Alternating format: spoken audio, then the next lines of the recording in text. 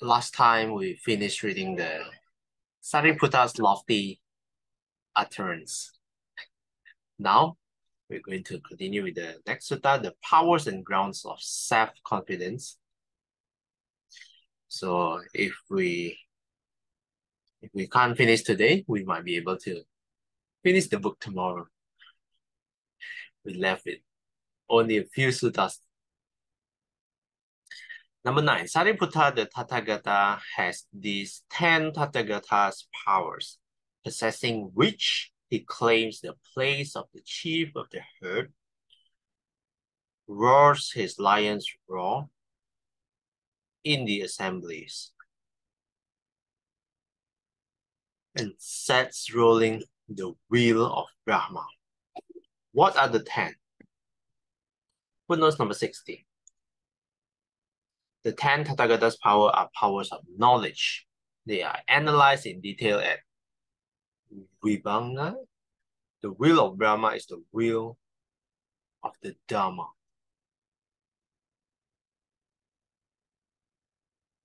Okay, so what are the 10? Let's take a look.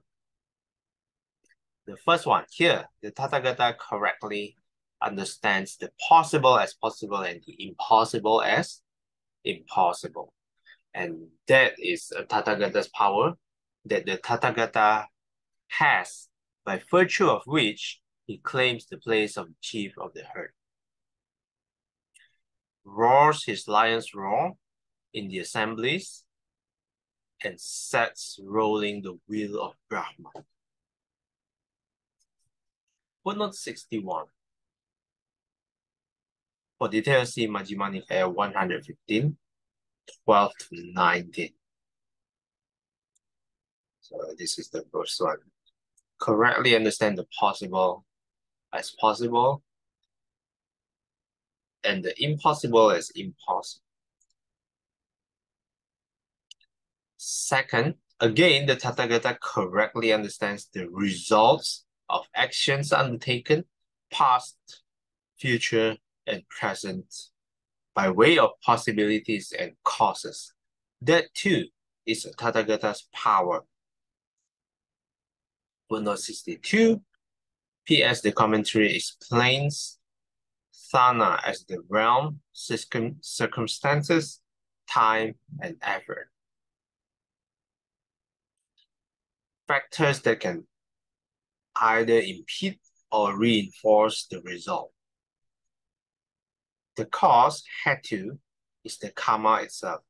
This knowledge of the Buddha is illustrated by, go back to the chapter 5, section 1.1 to 3.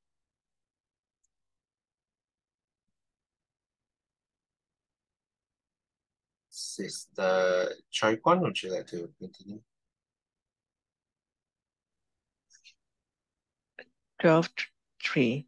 Again, the Tathāgata correctly understands the ways leading everywhere. That too is a Tathāgata's power. Again, the Tathāgata correctly understands the world with its many and different elements. That too is a Tathāgata's power. Again, the Tathāgata correctly understands how beings have different inclinations. That too is a Tathāgata's power. Again, the Tathāgata correctly understand the disposition of the faculties of other beings, other person. That too is a Tathāgata's power. Again, the Tathāgata correctly understand the defilement, the cleansing, and the emergence in regard to the jhanas, liberation, concentration, and attainments. That too is a Tathāgata's power. Again, the Tathāgata recollects his manifold past lives with their aspects and particulars. That too is a Tathāgata's power. Again, with the divine eye, which is purified and surpasses the human, the Tathāgata sees being passing away and being reborn, inferior and superior, fair and ugly, fortunate and unfortunate, and he understands how beings pass on according to their actions. That too is a Tathāgata's power. Again, by realizing it for himself with direct knowledge, the Tathāgata in this present life enters upon and dwells in the liberation of mind, liberation by wisdom that is taintless with the destruction of the taints. That too is a Tathāgata's power that the Tathāgata has, by virtue of which he claims the place of the leader of the herd, roars his lion roars in the assemblies, and set rolling the wheel of Dhamma. Thank you. Thanks, Sister Chai-Kwan. Okay, let's take a look. The second one just now. The Tathāgata correctly understand the results of actions. All this. Yeah. This one we have correct. Now, the third one correctly understands the ways leading everywhere. Footnote 63. This signifies the Buddha's knowledge of the types of conduct that lead to all future destinies within the rounds of existence, as well as to final liberation. See Majjhima Nikaya 12, 35 to 42.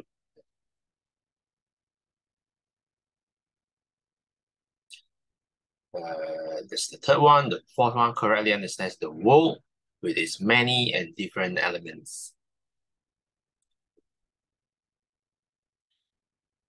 The fifth, the Tathāgata correctly understands how beings have different inclinations. Footnote number 64. Vibhanga explains that he understands that beings are of inferior and superior inclinations, that beings naturally associate with those of similar inclinations.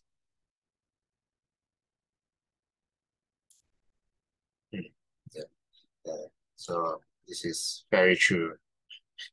Beings naturally associate with those of similar inclinations. If we are more inclined towards spiritual stuff, then we will find our circle of people who are inclined to spiritual stuff. Some people inclined to read the Dhamma. That's why every morning we get to read the Dhamma. Some people actually like meditation, and then you will have a group of meditators. Okay, next one, number 6. Correctly understand the disposition of the faculties of other beings, other persons. 65. Vibhanga gives a detailed analysis. PS states more concisely that he knows the superior and inferior disposition of the 5 faculties of other beings.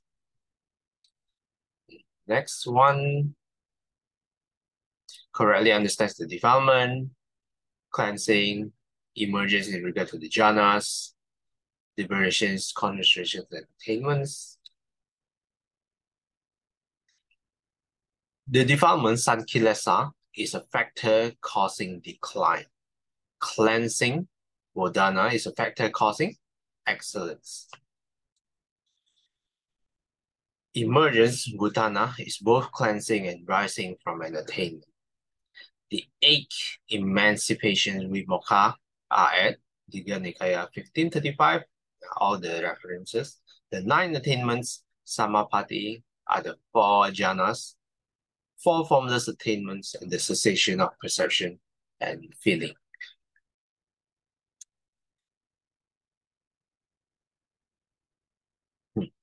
And the 8 recollects manifold past lives. The 9th, this one is, you see this quite often in the sutta. Sees being passing away, being reborn, inferior and superior, fair, ugly, according to their actions. And the last one, realizing it for himself with direct knowledge.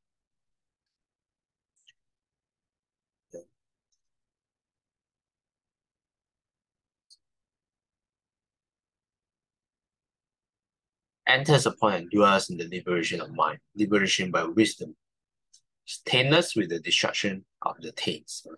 That's the 10th Tathāgata's power. Sister Saikya, would you like to continue? The Tathāgata has these 10 Tathāgata's power, possessing which he claims the place of the leader of the herd, roars his lion roar in the assemblies, and set rolling the wheel of Brahma.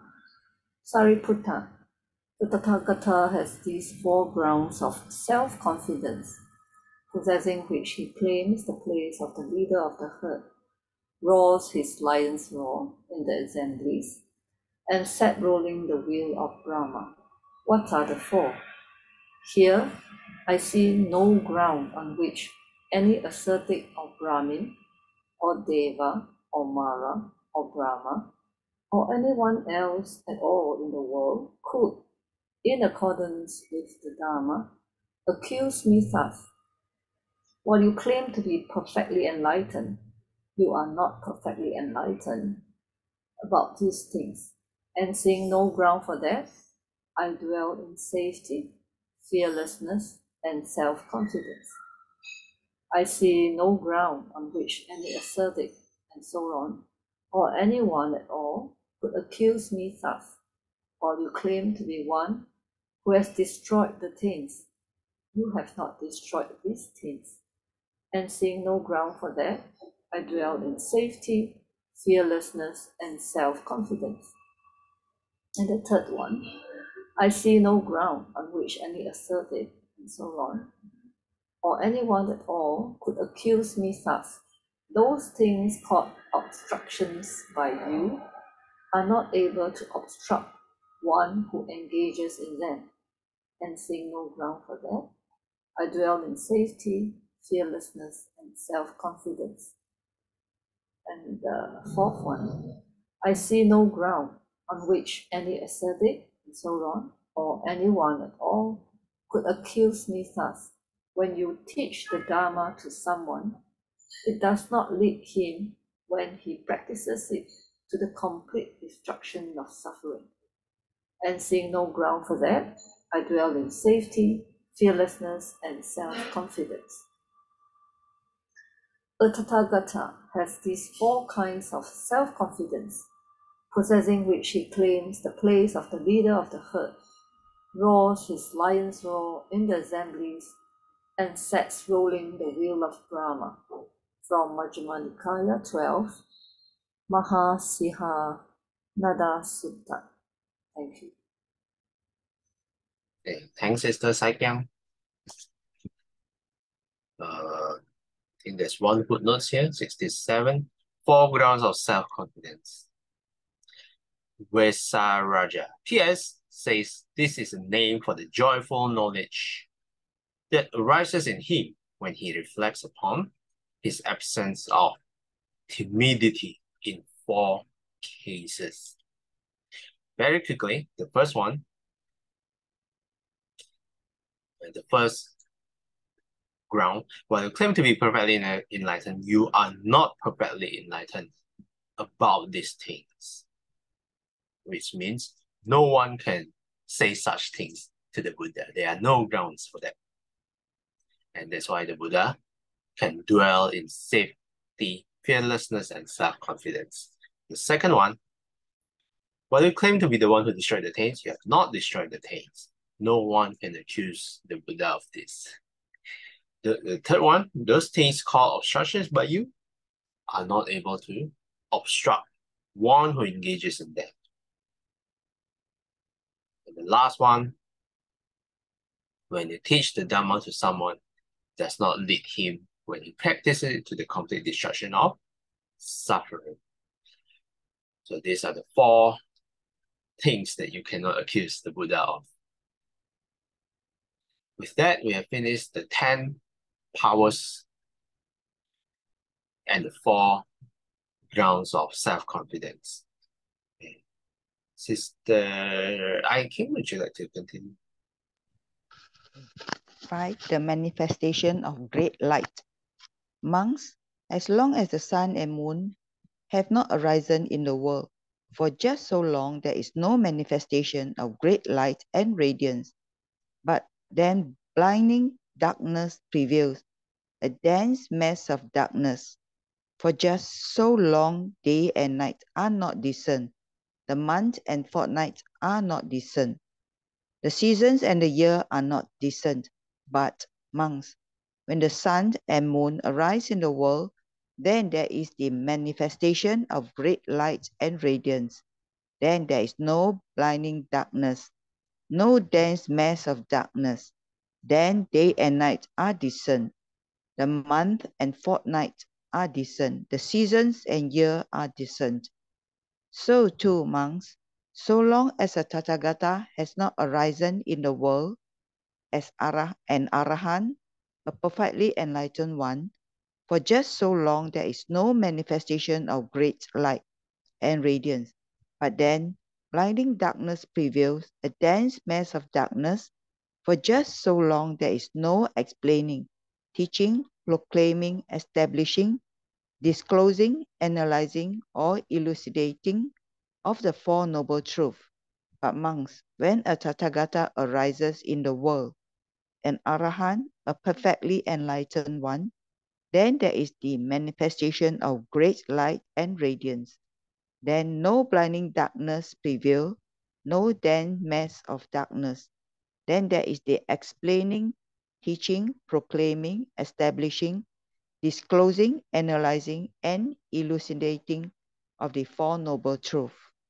From Samyutta Nikaya 56:38. Thanks, Sister Akim. Manifestation of great light, which means that we are kind of lucky where the Buddha arises and the Dharma still survives, which means, well, we're not as lucky as we are not exactly born in the Buddha's time where we get to meet the Buddha, but the Dharma still survives and we can still learn from him indirectly. So we are kind of in a better era than what is mentioned here. So long as there is no manifestation of great light and radiance, blinding darkness prevails, a dense mass of darkness. And there's no explaining teaching of the Four Noble Truths. Then I think the world is close to being doomed when the Dharma eventually does not survive anymore. By then, a new Buddha needs to rise. Hopefully it's one of us. Okay. So I think the point is cherish the current era where we can learn and practice the Dharma, especially in Singapore, very peacefully learn and practice the Dharma. If you're in some countries, like not so peaceful, you might not be able, even if there's the Dharma, you might not be able to practice that peacefully. Okay, let's take a look at the next one. Okay, we can read one more maybe. Number 6, the man desiring our good. Suppose, monks, that in a wooded range there were a great low-lying marsh near which a large herd of deer lived.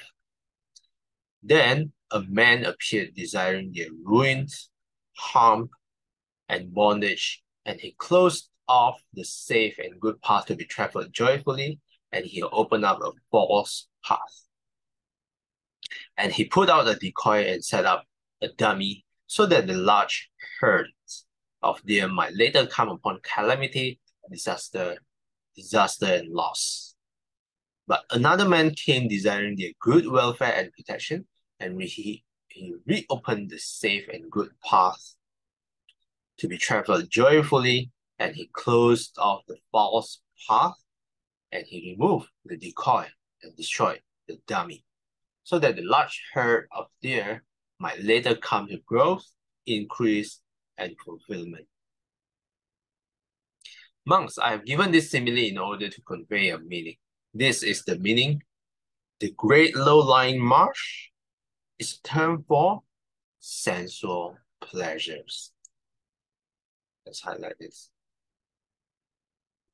The large herd of deer. Okay, let's highlight here as well.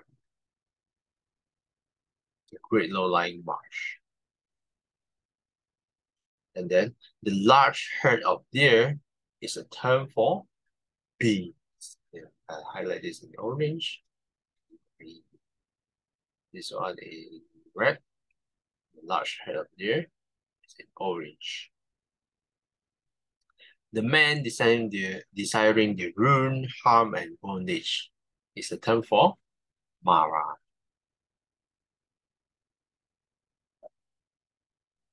Yeah, so this one is in yellow. The evil one. The false path is a term for the wrong eightfold path. Yeah, all the way. All wrong feel, wrong intention, wrong speech, wrong action, wrong livelihood, wrong effort, wrong mindfulness, and wrong concentration that we use. So let's go back. So the Mara opened up a false path for us.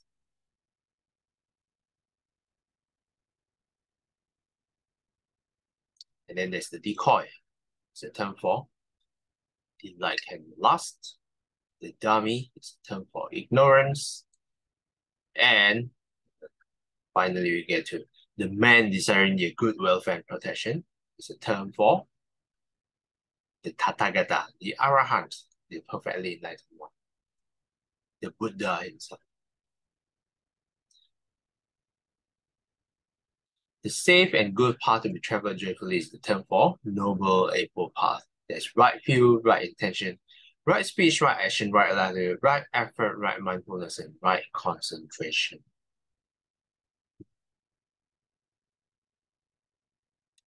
Okay, so let me highlight here the decoy. And then the dummy is a term for ignorance. This one.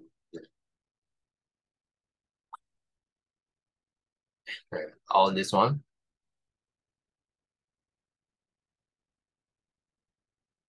Another man desiring their good is the Buddha. And the last one, the path itself, is of course